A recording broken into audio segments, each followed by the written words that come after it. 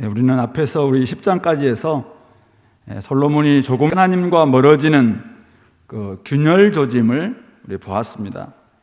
왕궁을 짓는 과정에서 애굽 여인 바로의 딸을 위한 또 왕궁을 짓기도 하고, 또 부와 권력을 유지하는 그런 과정에서 지나치게 금을 많이 모으는 이런 모습이라든지, 또 주변 나라들과 화평을 위해서 결혼 동맹을 맺는 이런 모습들, 이런 과정들이 조금씩 사실은 세상과 타협하는 모습이었고 하나님과 멀어지는 어떤 그런 조짐들이었는데, 오늘 11장에 보면은 이제 솔로몬이 아주 몰락하고 있는 이런 모습을 잘 보여주고 있습니다. 오늘 본문은 1절부터 13절까지 방금 읽었던 솔로몬의 여인들이 좀 나오고요, 14절부터 40절까지 솔로몬의 대적들, 그리고 마지막 41절부터 43절은 솔로몬의 죽음, 이렇게 하면 세 문단으로 나눌 수 있을 것 같습니다. 우리 솔로몬의 여인들에 대한 모습을 한번 볼 텐데요, 솔로몬이 바로의 딸 외에 이방의 많은 여인을 사랑했다, 이렇게 기록하고 있습니다. 대상들을 보니까 이스라엘을 둘러싸고 있었던 주변의 모든 나라들입니다. 동쪽에 있는 모압과 암몬과 저 남쪽에 있었던 에돔, 그리고 북쪽에 있었던 시돈, 그리고 주변에 있는 헷 여인들, 다 이들을 사랑했다는 것이죠. 일찍이 여호와께서 이 여러 백성들에 대해서 통혼하지 말라, 그들과도 통혼하지 말고 그들이 또 통혼하게도 허락하지 말라, 출애굽기 34장 16절, 또 신명기 7장 1절 3절에서 그렇게 경고했음에도 불구하고 솔로몬은 오늘 2절 하반절도 보시면은 솔로몬이 그들을 사랑하였더라, 오늘 1절에도 나오고 2절에도 그렇게 말하고 있습니다. 이 사랑했다, 이 단어가 우리 왕상 3장 3절에 보면은 그가 이제 기브온 산당에서 하나님께 번제를 드리기 전에 하나님을 정말 그가 사랑했다, 솔로몬이 여호와를 사랑하고 그의 아버지 다윗의 법도를 행하였으나, 이렇게 기록하고 있던 초기에 그가 얼마나 하나님을 사랑했는가라는 이 단어를 썼거든요. 그런데 오늘 동일한 단어를 오늘 그의 마지막 시점에 이제 이방 여인들을 사랑했다, 이렇게 적고 있습니다. 점점 두 마음이 되었고, 이 말기에 이르러서는 이방의 많은 여인들을 사랑하게 되었다라는 것입니다. 하나님께만 신실했던 그 마음이 점차 이방 여인들로 말미암아 흔들렸고 변질되었음을 우리가 알 수 있습니다. 그 결과 3절 보면은 후궁이 700명, 첩이 300명, 그 여인들이 왕의 마음을 돌아서게 했고 그 결과 다른 신들을 따르게 되었다라고 이야기하고 있습니다. 그래서 솔로몬이 누구와 결혼했는가? 물론 이제 가장 왕비가 있었을 텐데, 사실 르호보암의 어머니가 누굽니까? 마아가라는 여인인데, 마아가가 바로 암몬 여인입니다. 암몬 여인. 그러니까 사실은 가장 자기의 지금 아들 르호보암에게 왕위를 나중에 물려주게 되는데도 그 또한 사실은 이스라엘 여인이 아니라 암몬 여인 마아가의 아들 르호보암이거든요. 그러니까 결국은 이 솔로몬이 얼마나 이 말씀을 어기고 있었는가라는 것을 잘 보여주고 있죠. 4절도 보면은 솔로몬이 나이가 많을 때 그 여인들은 왕의 마음을 돌려, 젊었을 때는 아마 솔로몬이 조금은 더 강직하게 하나님을 사랑했던 것 같은데, 나이가 많아지니까 이제 마음도 약해졌겠죠. 그러니까 여인들이 왕의 마음을 돌려서 다른 신들을 따르게 합니다. 그래서 다윗의 마음과 같지 아니하고 여호와 앞에도 온전하지 못했다. 6절에도 보면은 자기 여인들에게만 우상 숭배를 허용하는 것이 아니라 솔로몬 자신도 우상 숭배에 빠져서 여호와 눈앞에서 악을 행했다, 이렇게 성경은 기록하고 있습니다. 어떤 신들을 섬겼습니까? 오늘 시돈의 여신인 아스다롯, 그리고 암몬의 신이었던 밀곰, 몰렉이라는 표현을 쓰고 있는데 아주 가증한 신이거든요. 자식을 막 바치기도 했던 그런 신입니다. 그리고 모압의 가증한 신 그모스, 이들을 위해서 예루살렘 앞 산에 산당을 짓기도 하고 이렇게 좀 하고 있는, 그래서 그들로 하여금 8절에 그 여인들이 자기 신들에게 분향하면서 제사하도록 그렇게 다 허용하고 있고 본인 우리 솔로몬도 거기에 빠져들었다라는 것을 잘 보여주고 있습니다. 우리는 1절부터 8절까지 보면서 여호와를 그렇게 사랑했고, 잘 알다시피 솔로몬 하면 누굽니까? 일천번제를 드렸고, 그리고 전무후무한 지혜와 또 부귀 영화를 누렸던, 그리고 무엇보다도 하나님의 성전을 지었던, 그래서 하나님이 두 번씩이나 나타나서 기브온 산당에서 나타나시기도 하고 또 예루살렘 성전을 다 지었을 때 하나님 나타나셔서 그렇게 말씀까지 하셨던 그런 솔로몬이 이런 지경에 이를 수 있는가? 우리 이렇게 질문할 수 있습니다. 본문은 뭐라고 합니까? 우리에게 충분히 이룰 수 있다. 누구도 예외가 될 수 없다. 이전에 얼마나 그가 여호와를 사랑했는지, 얼마나 여호와로부터 복을 많이 받았는지, 그가 여호와를 위해서 얼마나 많은 업적을 가지고 있었든지 상관하지 않고 누구든지 넘어질 수 있다라는 것을 보여주고 있습니다. 왜 이렇게 되었습니까? 바로 주변에 많은 여인들 때문이죠. 물론 여인들뿐만 아닐 거예요. 많은 남자들, 많은 어떤 사람들, 그리고 결국 하나님을 사랑하지 않는 주변의 많은 사람들, 그들로 말미암아 그가 이렇게 넘어지게 되었다라는 것을 우리에게 보여주고 있습니다. 결국 마음의 변질, 사랑의 변질이 이런 모습으로 몰락하고 있는 것입니다. 잠언 4장 23절에 모든 지킬 만한 것 중에 더욱 내 마음을 지켜라. 생명의 근원이 이에서 남이니라. 이렇게 말씀합니다. 생명의 근원이신 하나님 한 분을 사랑할 때는 우리의 마음도 하나님께만 향합니다. 하지만 주변에 있는 많은 여인, 많은 남성, 아니면 많은 연예인, 많은 돈, 많은 관심사 이렇게 사랑하게 되면은 당연히 우리가 사랑을 주는, 우리의 마음을 주는 그들이 우리의 마음을 빼앗고 말죠. 그래서 아버지 다윗의 마음과 같지 않게 되고 결국 마음을 지키지 못하니까 사랑은 변질되고 마는 것입니다. 마음을 지키지 못했던 근본적인 이유가 무엇일까? 한번 따져보면은 결국 2절 하나님께서 꼭 지키라고 했던 그 말씀을 지키지 않았기 때문입니다. 왜 우리가 마음이 자꾸 흐트러지는가 하면은 진짜 권위가 나의 신앙과 삶의 유일한 법칙, 유일한 권위가 말씀일 때는 사실 마음을 지키는 수가 있습니다. 그런데 말씀이 흐지부지되고 권위가 사라지게 되면은 진짜 우리에게 누군가가 명확하게 나에게 이 권위가 이 말씀을 저분의 말씀은 반드시 지켜야 된다. 이 권위가 명확할 때는 사실은 자기의 마음도 지켜낼 수가 있습니다. 그런데 권위가 흐지부지하게 되면은 결국 자기가 권위가 되는 거거든요. 아니면 전통이 권위가 되기도 하고 주변 사람들이 권위가 되기도 하고 권위가 다양하게 되는 것을 다원주의라고 이야기합니다. 그렇게 되면은 사실은 마음을 지켜낼 수가 없는 것이죠. 그러나 우리 그리스도인들은 오직 하나님의 말씀만이 나의 신앙과 삶의 최고의 권위다라는 것을 우리가 받아들이는 사람들입니다. 근데 그 말씀을 지키지 않게 되면은 결국은 주변을 따라갈 수밖에 없죠. 하나님의 권위는 뭐라고 이야기합니까? 하나님의 말씀은 이 땅의 백성들과 서로 통혼하지 말라.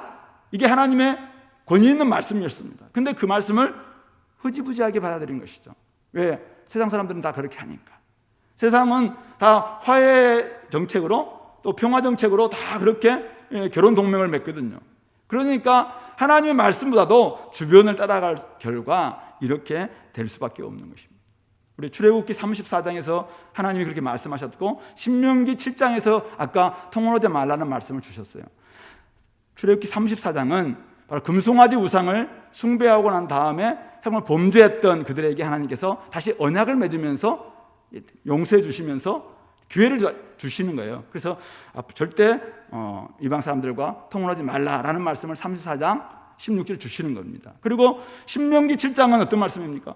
광야 시절을 넘어졌던 그들에게 다시 언약을 갱신하시면서 사실은 주신 말씀이 신명기 말씀이잖아요. 그 신명기 말씀 7장에서 또 이방 사람들에게 통혼하지 말라. 그러니까 넘어졌던 그들에게 기회를 주시면서 이 말씀을 주신 거죠. 기회를 주셨는데 바로 이런 맥락 속에서 솔로몬은 그 하나님께 주시는 그 기회에 지금 그 말씀에 사실은 하나님은 은혜로 베풀어 주셨는데 그 은혜를 사실 원수로 갚은 격이 되는 것입니다. 하나님 우리에게 은혜를 베풀어 주시면서 온전히 내 삶의 가장 최고의 권위로서 말씀을 주시는데 우리는 자꾸만 주변의 여러 가지 것에 마음을 뺏긴 나머지 결국 이 말씀을 우리가 소홀히 하는 결과 마음을 뺏길 수밖에 없고, 마음 뺏기면 다 뺏기는 거거든요.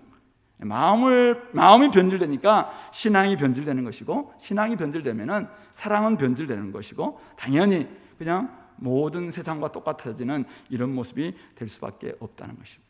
그러므로 오늘 혹시 여러분들의 마음을 빼앗는 요소가 무엇인지 한번 잘 점검하고 이것을 확실히 제거하는 그런 시간이 됐으면 좋겠습니다. 하나님보다 더 사랑하는 것이 없는지, 말씀을 매일 보는데도 이 말씀의 원리보다도 나를 자꾸만 더 권위 있게 이끌고 있는 세상적인 요인이 있다면 그거는 이미 우상숭배입니다. 그러므로 말씀보다 더 내가 더 최고의 권위를 두고 있는 것, 나의 삶에 말씀만이 나의 삶의 신앙과 삶의 최고의 권위입니다. 고백은 그렇게 하죠 우리가. 근데 살아가는 것이 그렇게 만만치 않거든요. 사람들은 다 그 길로 가는 사람들 별로 없으니까. 그래서 이제 점점 그렇게 가는 거예요.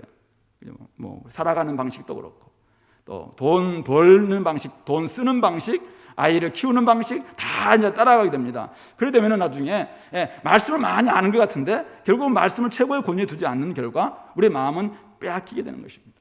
그 결과 사랑은 변질됩니다. 하나님을 내가 사랑한다고 이야기하지만 그건 거짓말입니다.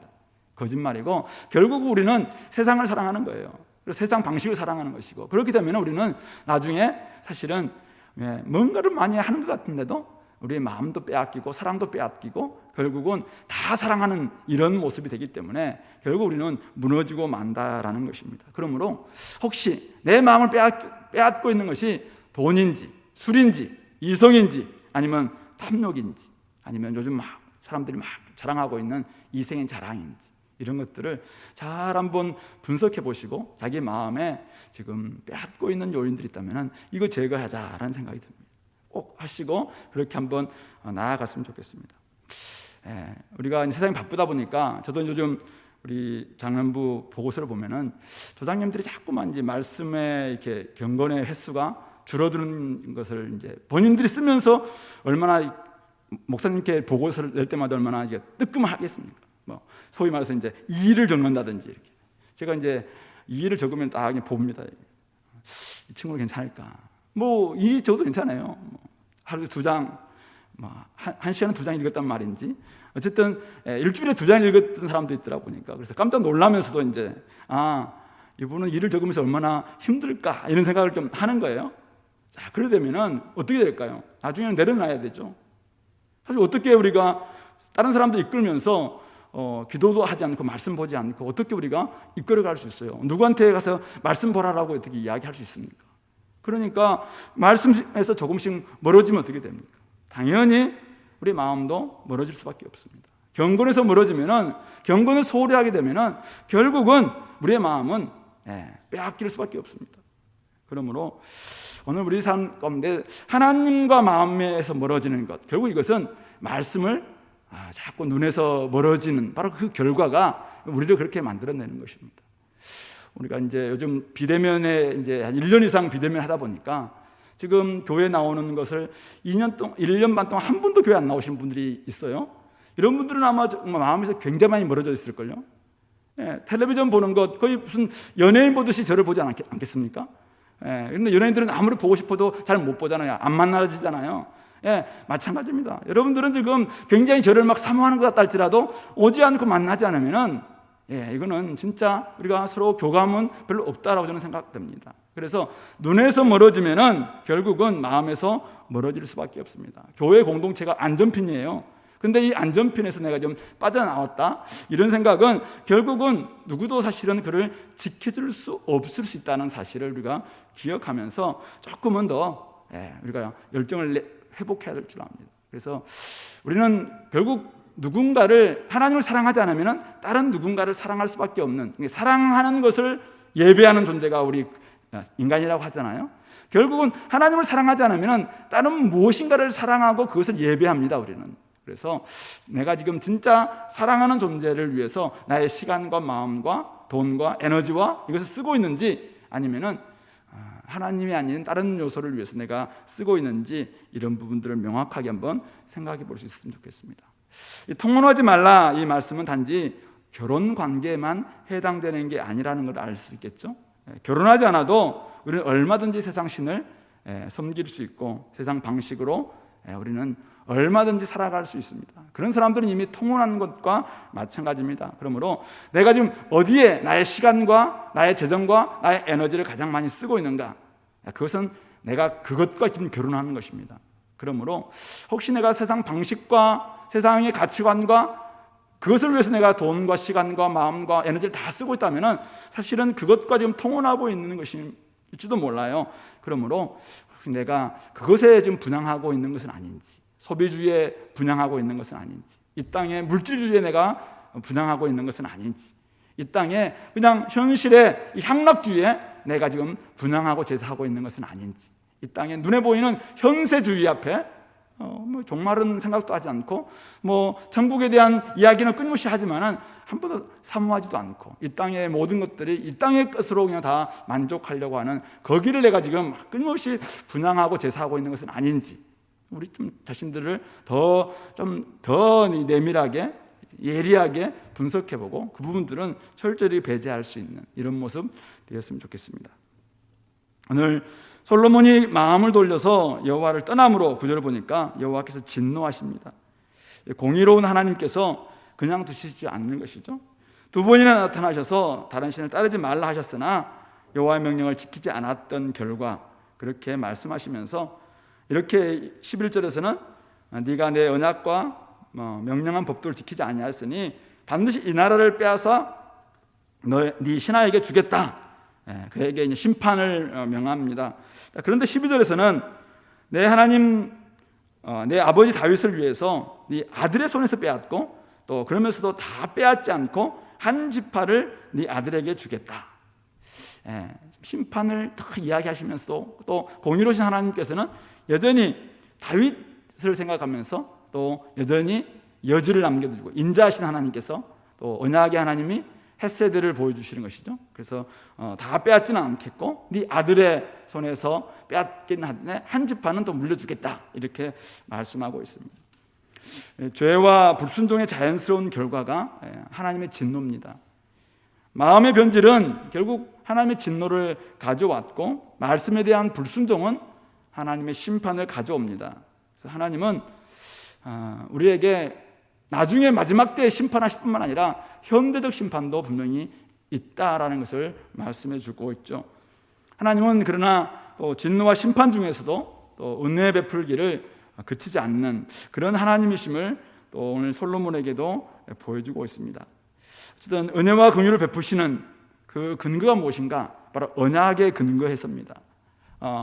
다윗과의 언약의 근거에서 여전히 하나님은 또 그에게 기회를 주시는 것이죠. 다시 한번 길을 열어주시면서 회개하고 다시 한번 하나님의 언약 안으로 들어올 것을, 다시 그 법도를 지킬 것을, 회개하고 돌아올 것을 말씀하고 있습니다.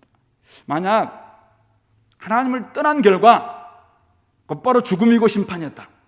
하나님을 떠나 하나님께 불순종하고 하나님 오늘 이 솔로몬처럼 이렇게 많은 여인들에 의해서 우상 숭배를 하고 마음이 이미 이제 변질되어서 하나님을 떠났습니다. 그러면 하나님은 바로 그 앞에서 죄 삭슨 사망이다 해가지고 바로 죽였다면은 오늘 저와 여러분도 마찬가지겠죠. 그 결과 이제 불순종은 무조건 죽음이다. 그대로 곧바로 시행했다면은 이곳에 우리가 살아있을 사람이 누가 있겠습니까?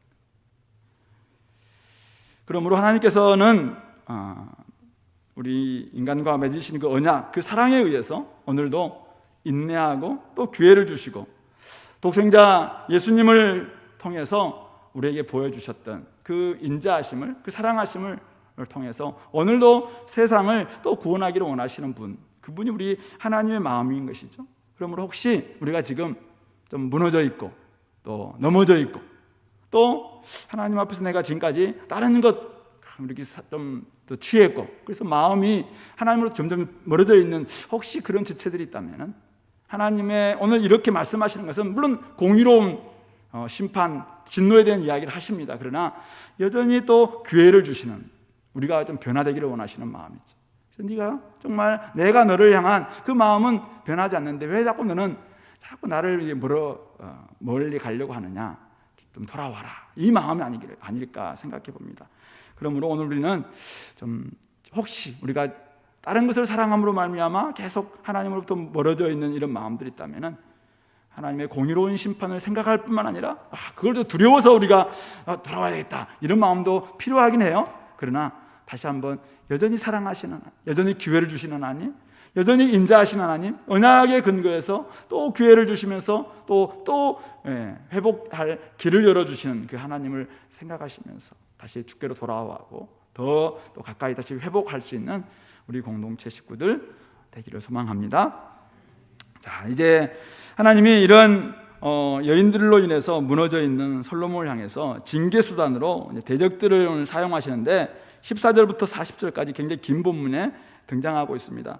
14절부터 22절에는 에돔 사람 하닷 이야기가 나옵니다. 사실은 이 에돔에게 있어서 14절부터 22절은 굉장히 중요한 이야기인 것 같아요.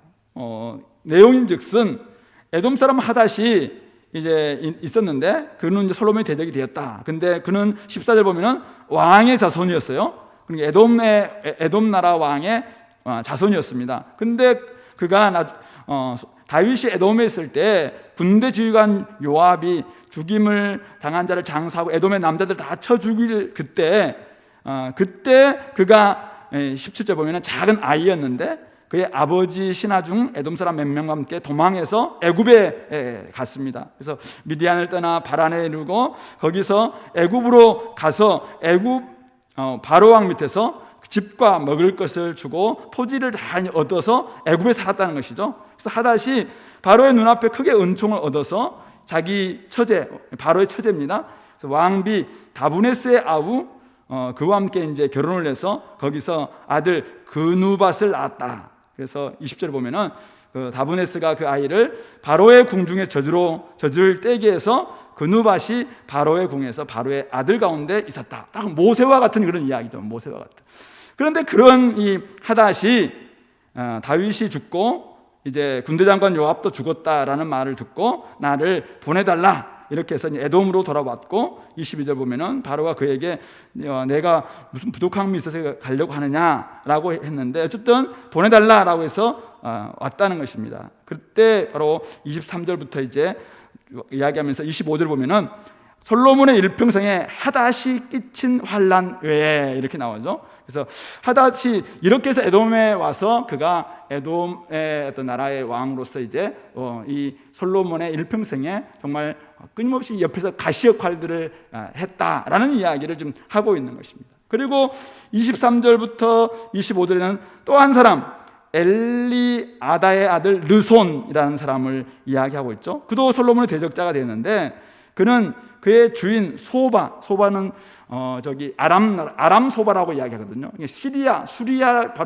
바로 수리아 쪽인데 소바 왕 하닷 에셀에게서 도망한 사람입니다. 이 사람도. 근데 소바 사람을 죽일 때 다윗이 소바 사람을 죽일 때 르손이 사람들 자기에게 모으고 무리의 괴수가 되어서 두목이 되었다가 다메섹 바로 이 시리아죠.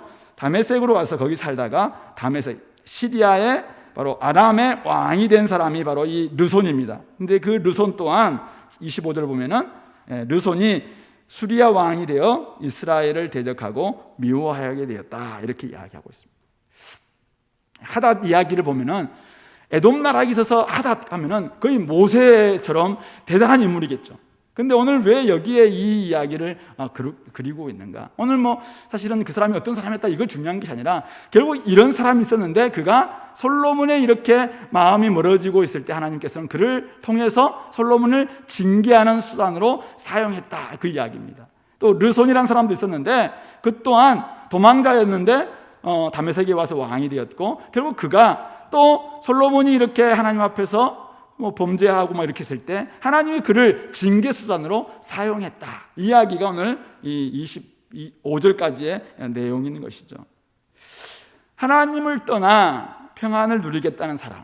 우리 솔로몬이 혹시 그렇다면은 세상 사람들이야 내버려 두죠. 네가 한번 살아봐라. 근데 하나님은 솔로몬이 지금 하나님을 자꾸 떠나서 좀 자기의 번영을 부귀영화를 자랑하면서 이제 자꾸 하나님을 떠나려고 합니다. 그럼 하나님은 그래 네 마음대로 해라 내버려 두시는 분이 아니라 지금 르손을 통해서, 하닷을 통해서 끊임없이 그에게 공격하고 환난을 주고 어려움을 주고 전쟁을 주고 그렇게 해서 긴장하게 만들어 주셨다라는 그 이야기를 적고 있는 것입니다. 택하신 자녀 그냥 버리지 않고 하나님께서는 이 하닷과 르손을 통해서 끊임없이 하나님이 이 솔로몬을 징계하셨다라는 이야기를 말씀하고 있는 것입니다. 하나님을 떠나 평안을 누리겠다라는 생각, 하나님 백성임에도 불구하고 하나님 자녀임에도 불구하고 나는 하나님 없이 좀 살았으면 좋겠다, 이런 생각은 아니란 생각일 뿐만 아니라 하나님을 만홀히 여기는 불신앙적인 생각입니다. 하나님은 결코 우리를 가만 내버려두지 않습니다. 우리 신약에도 우리 주님께서 자기를 택하신 사람들을 끝까지 사랑하시더라, 우리 요한복음에서 이야기하고 있지 않습니까? 마찬가지로 하나님은 그렇게 이야기합니다. 철없는 아이들은 부모님의 간섭을 자꾸 이제 막 귀찮게 부모 없이 좀 살았으면 좋겠다, 막 독립하고 나 홀로 살기 막 이렇게 하고 그렇게 하겠지만, 아니 성년도 안 되고 철도 없는 아이가 돈도 뭔지도 모르는 그 아이가 부모 독립한다고 그게 제대로 되겠습니까? 결국 그것처럼 온갖 주변에는 뭐 사자와 하이에나와 같은 이런 지금 엄청난 대적들이 주변에 많이 있는데 어떻게 살아갈 수 있겠는가? 하나님을 떠나고 반역하는 자에 대해서 하나님은 여전히 간섭하시고 또 그가 회개하고 돌아올 때까지 다양한 징계 수단을 사용해서라도 하나님께서는 그를 되찾고야 마는 것이죠. 그러므로 혹시 자꾸만 지금 하나님을 떠나려고 하는, 하나님 없이는 왜 살았으면 좋겠다라고 생각하시는 분들이 계시다면, 사실은 하나님은 여러분들이 하나님 택하신 백성이라면 두 가지입니다. 하나는 많이 맞고 천천히 올 것이냐, 아니면은 팍 첫때 한 대 맞을 때니 바로 돌아오느냐, 빨리 돌아오느냐, 아니면 많이 맞고 나중에 얻어 터졌다가 나중에 그냥 모든 다 잃고 돌아오느냐. 여러분들은 혹시 많이 맞기를 원하십니까? 아니면 뭐 충분히 더 누리기를 원하십니까? 근데 하나님은 결코 우리를 포기하지 않을 것입니다. 그러므로 다양한 징계 수단을 통해서 결국은 돌아오게 만드신 분이 우리 하나님이시다라는 것을 우리가 기억해야 되는 것이죠. 그러므로 하나님을 시험하지 말고 아버지 하나님을 더 빨리 붙잡는 그런 선택하라는 것입니다. 하닷, 르손, 어디에 있었는지도 잘 모르는 존재입니다. 사실은 어쩌면은 지금 우리가 뭐 하닷이 어떻게 해서 그가 에돔의 왕이 되었는가, 르손이 어떻게 해서 시리아의 왕이 되었는가, 지금 우리가 그걸 알고 싶은 게 별로 없습니다. 그런데 결국 하나님은 어딘가 도망자에 가 있고 뭐 그런데도 불구하고 결국 그 사람들을 통해서 하나님은 일하신다니까요. 이 바벨론, 그러니까 히스기야 때 바벨론에서 왕에 왔을 때 왜 히스기야가 그 왕궁에 있는 모든 것들, 성전에 있는 모든 것을 다 보여줬습니까? 바로 지금 자기의 대적은 바로 위에 있는 아수르였거든요. 그러니까 아수르는 가까이 있으니까 대적이라고 생각한 거예요. 근데 저 멀리 있는 신흥 강국 바벨론은 대적이라고 생각도 안 한 거죠.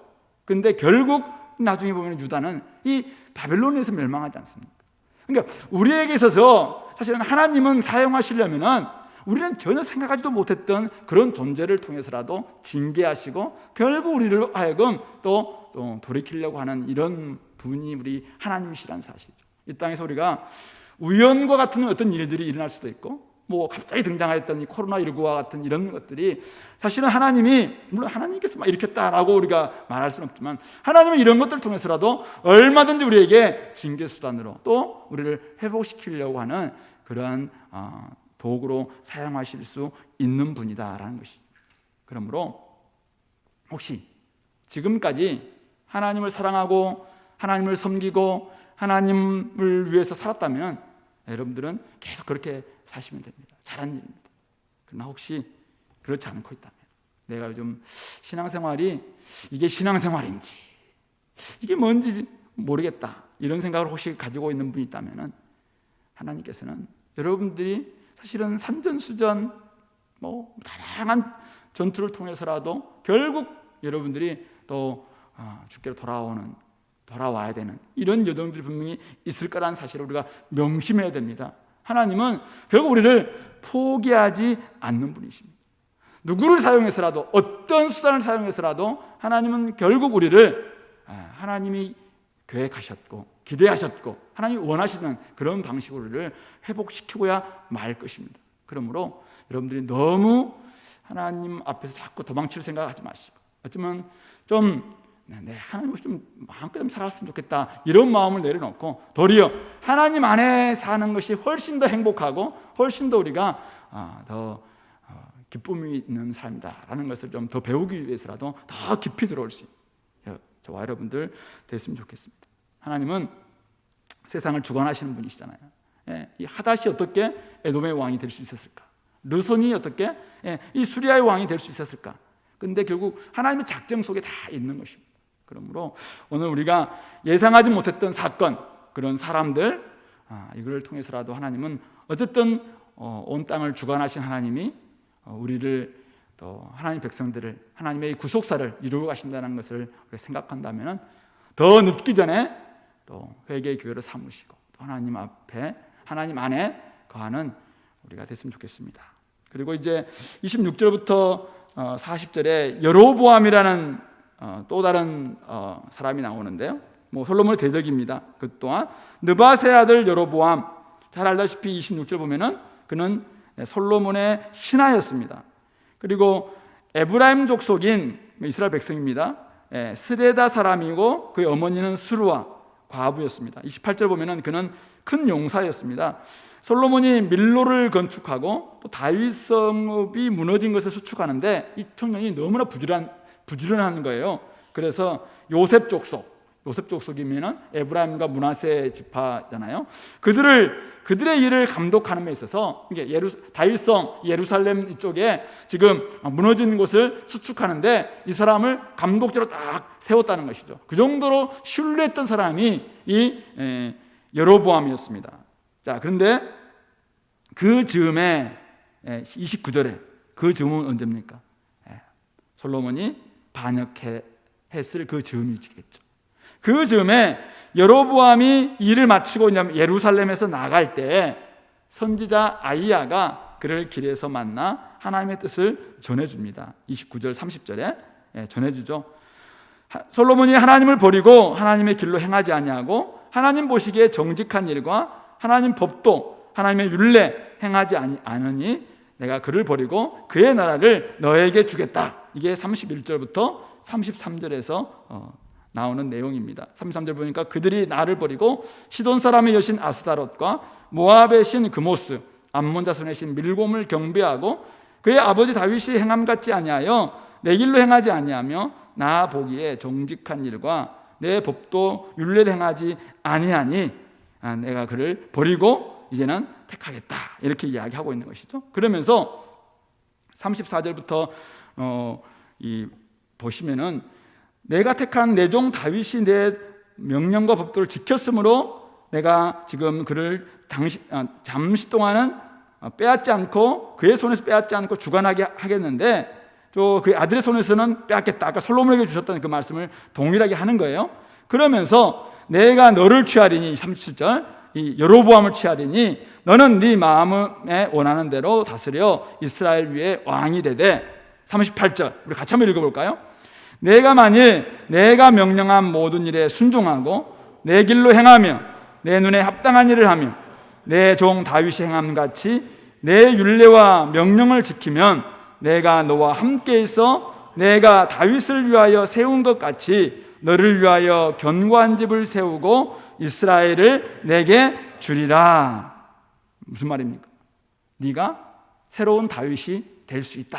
이야기를 지금 이 아이야를 통해서 하나님께서 여로보암에게 주고 있는 것이죠. 그래서 내가 이로 말미암아 다윗의 자손을 괴롭게 할 것이나 영원히 하지는 아니하리라. 여지는 있습니다. 그러나 오늘 여로보암에게 하나님께서 지금 솔로몬은 마음을 버려서 나를 버렸고 세상 신을 다 섬기고 있으니까 그 나라를 빼앗아서 내가 너에게 열지파를 주겠다.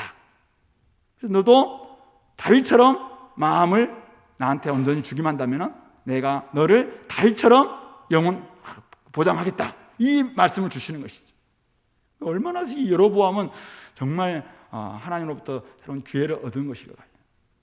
자, 그런데 이런 말씀이 솔로몬에게 들립니다. 자, 40절이죠. 이러므로 솔로몬이 여로보암을 죽이려 하며 여로보암이 일어나 애굽으로 도망하여 애굽 왕 시삭에게 이르러 솔로몬이 죽기까지 애굽에 있으니라.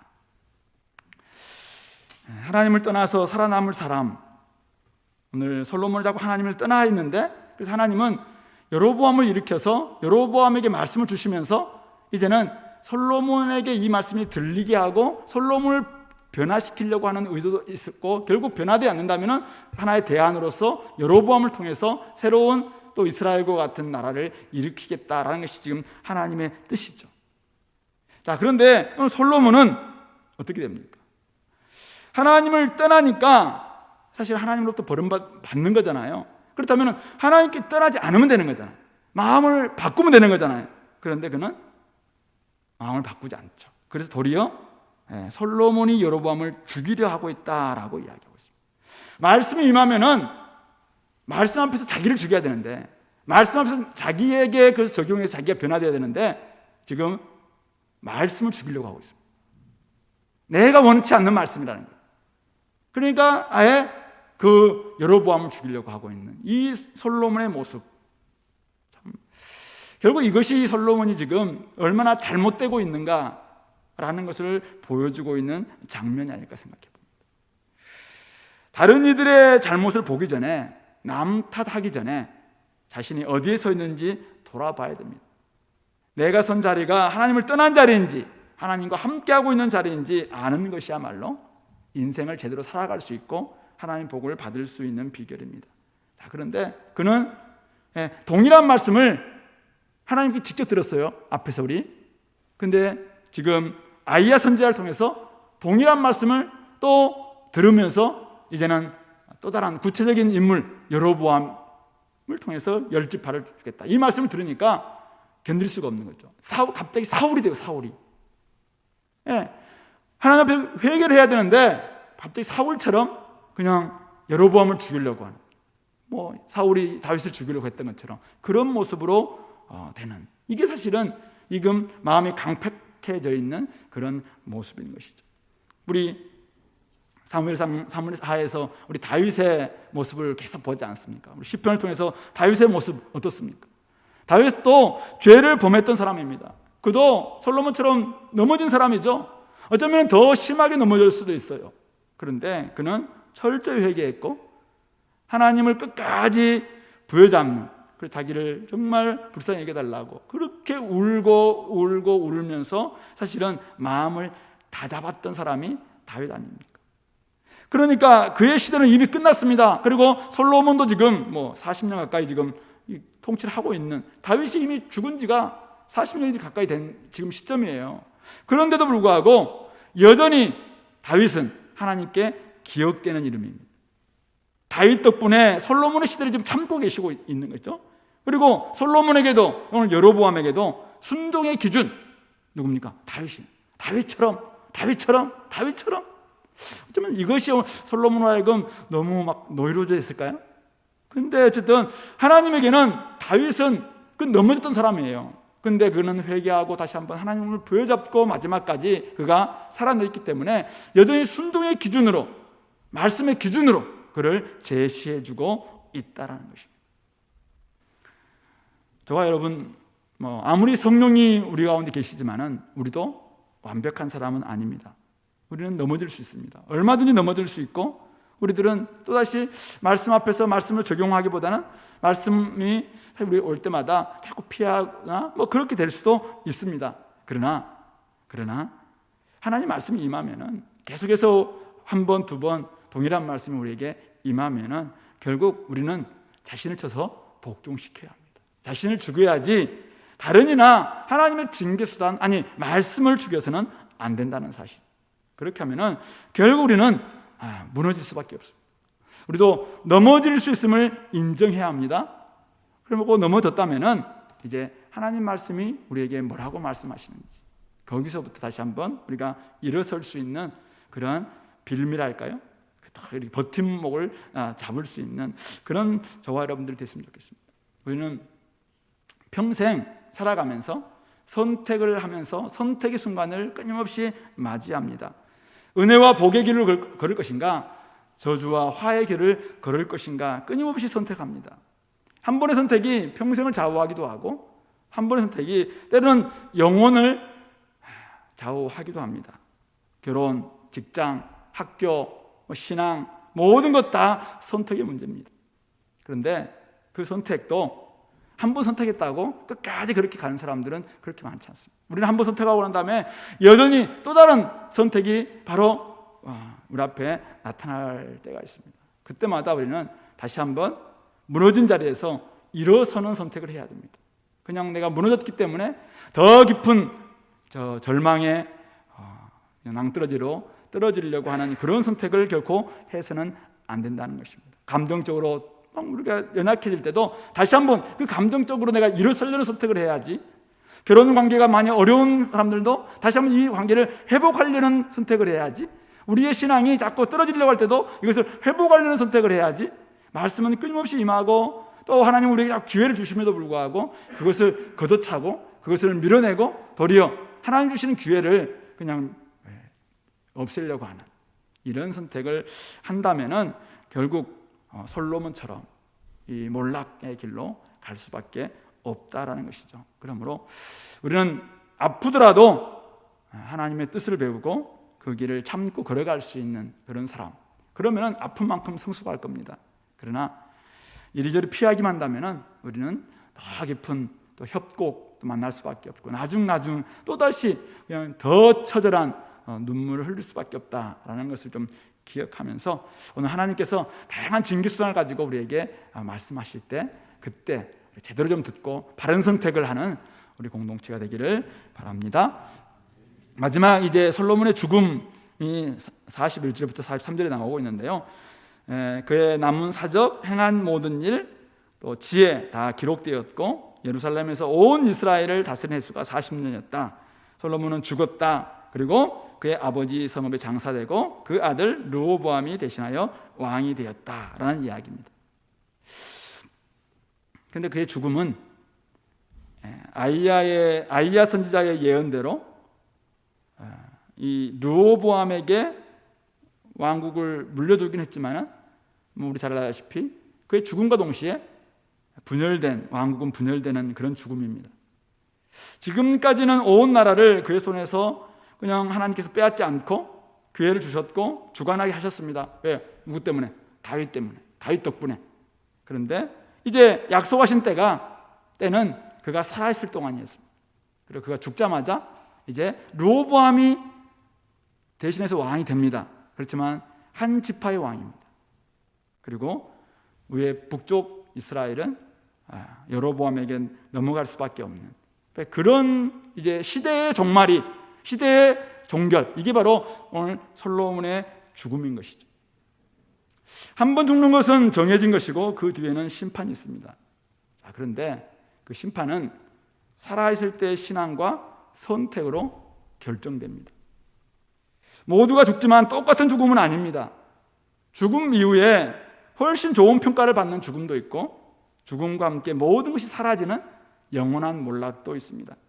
한 사람의 삶이 그런 결과를 가져온다면 우리는 죽음을 우리가 앞에 두고 있는 언젠가는 우리가 죽게 될 텐데 죽음 앞에서 우리 여러 가지 생각을 해봐야 되는 것입니다. 결국 죽음은 언젠가 우리도 죽을 텐데 언젠가는 우리도 한번 이 땅을 이제 끝날 텐데 그것은 정해진 것입니다.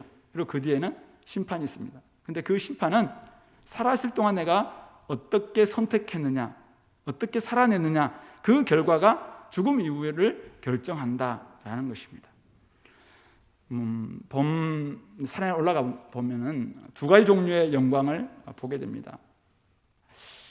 봄꽃에 대한 영광이 있고 봄에 이 나무들에 보여주는 영광, 제가 그렇게 한번 생각해 봤는데요. 우리 얼마 전에 여기 앞에 있었던 막 꽃꽂이 꽃 기억나시죠? 한 일주일 갔나요? 다 사라졌습니다. 이것도 굉장히 아름다운 꽃이겠지만 이것도 아마 곧 사라질 겁니다. 풀의 꽃과 같은 영광이 있습니다. 그러나 화려한 꽃을 피우지는 못해도 싱그러운 빛과 푸르른 유산으로 살아남아서 많은 사람들에게 그늘을 지어주고 버팀목이 되어주는 그런 거목의 영광이 있습니다. 오늘 우리 땅의 삶이 많은 사람들은 이 꽃의 영광을 추구할 때 굉장히 많습니다. 화려한 꽃, 사람들에게 와 금방 환호를 지를 것 같은 그 영광을 추구할 때가 굉장히 많습니다. 그러나 사실은 그것은 금방 사그라지고 없어질 영광에 불과합니다. 그러나 거목한 나무들은 예쁜 꽃들도 없어요. 꽃도 없는 경우도 있습니다. 그러나 거기에는 푸르른 잎이 있습니다. 그리고 사시사철 우리에게 뭔가 이렇게 버팀목을 되어주는 든든함이 있어요. 그 안에 거하기만 해도 참 마음이 차분해지고, 사실 등산할 때 땀이 막 날 때 그 밑에 딱 있으면 정말 시원한 그것을 느끼는 그런 그 나무 아래에 있는 그 영광, 사실은 꽃의 영광과는 비교할 수 없는 것 같지만 그러나 훨씬 더 우리에게 오래 남는 그런 모습이 아닐까 생각해 봅니다. 다윗과 솔로몬의 죽음을 자연스럽게 한번 비교해 봤습니다. 다윗은 자신의 희생과 헌신으로 아들에게 하나님 섬기는 길을, 하나님 섬기고 하나님을 사랑하고 하나님을 위해서 사는 길을 열어주고 죽었습니다. 솔로몬은 그 아버지 다윗 덕에 누릴 것 다 누리다가 다음 세대에게 고생과 분열의 길을 남기고 죽었습니다. 솔로몬의 삶과 죽음, 물론 쉽게 말할 수 없고 저의 한 줄짜리 평가로 그를 다 평가할 수는 없는 것 알고 있습니다. 그러나 아무리 봐도 이 열왕기상 11장에서 이야기해주고 있는 이 솔로몬의 마지막 지점에서의 모습은 그의 엄청난 영적 자산을 마지막 지점에서 다 허비해버렸다라는 점은 명확한 것 같습니다. 지혜와 부귀영화, 수많은 업적들, 그 모든 업적들마저도 사실 많은 사람들의 부러움의 대상은 되고 있었지만은 이 마지막 이 11장 이 모습을 보면서 그것마저도 어쩌면은 반면교사로 그의 영성과 신앙 전수가 전혀 되어 있지 않는 이런 모습 앞에서는 좀 부끄러움과 도리어 반면교사의 그런 대상이 아닌가 이런 생각을 해봅니다. 그러므로 오늘 이 열왕기상 11장은 앞에 10장까지의 모습과 12장부터 펼쳐질 이제 분열된 이스라엘의 왕국 그리고 이스라엘의 멸망까지 12장 이후에 쭉 그냥 그런 일들이 벌어질 텐데 완전히 이렇게 반전을 일으키는 장이 오늘 11장입니다. 결국 11장의 주제는 마음의 변질이 어떤 결과를 낳는가 이겁니다. 여호와를 사랑하고 여호와께만 온전히 마음을 두었던 그 마음이 하나님을 떠나서 변질되었을 때 어떤 결과, 어떤 영향을 다른 사람들에게 미치는가 그것을 잘 보여주고 있는 것입니다. 그러므로 저와 여러분들 지금까지 열심히 살아오셨다면 마지막 지점까지 영적 자산을 잘 모아서 잘 이제 준비해서 다음 세대에게 줄 수 있도록 그런 준비를 감당했으면 좋겠고, 혹시 지금 미끄러지고 넘어져 있는 분들이 혹시 계시다면 다시 마음을 가다듬고 우리도 좀 올라가다가 조금 잠시 쉬고 있는 이런 분들 언젠가는 우리도 인생의 마지막들을 준비해야 될 텐데 그때 영적인 자산들 허비하지 않도록 더 잘 모아서 그것을 우리가 물려줄 수 있도록 이 땅의 것도 말고 하나님이 정말 원하시는 영적 자산 이것을 물려줄 수 있도록 그것 준비하는 그런 기회로 삼으시기 바랍니다. 택하신 백성 하나님은 결코 버리지 않습니다. 다양한 방식으로 우리를 또 회복시킬 겁니다. 징계를 해서라도 우리를 돌아오게 만드실 겁니다. 너무 돌아가려고 하지 마시고 빨리 돌이켜서 하나님 앞으로 돌아오시고 잘 모아서 우리 후배들에게 우리 자녀들에게 물려줄 수 있는 우리 공동체 될 수 있기를 바랍니다. 같이 기도합시다. 하나님 아버지, 우리가 오늘 솔로몬의 모습을 보았는데 하나님 우리는 어떨지 우리가 솔로몬을 통해서 반면교사를 잘 삼게 도와주시고 이제 우리도 마음을 잘 붙잡게 도와주시고 하나님만 온전히 사랑하게 도와주시고 다양한 하나님의 징계를 통해서 우리가 다시 정말 돌이키기를 원하시는 그 하나님 마음을 안다면 빨리 돌이켜서 회복되게 도와주시고 또 좋은 영적 유산들을 우리 자손들 또 우리 후배들 다음 세대에게 물려주는 우리가 되게 해달라고 같이 기도하겠습니다.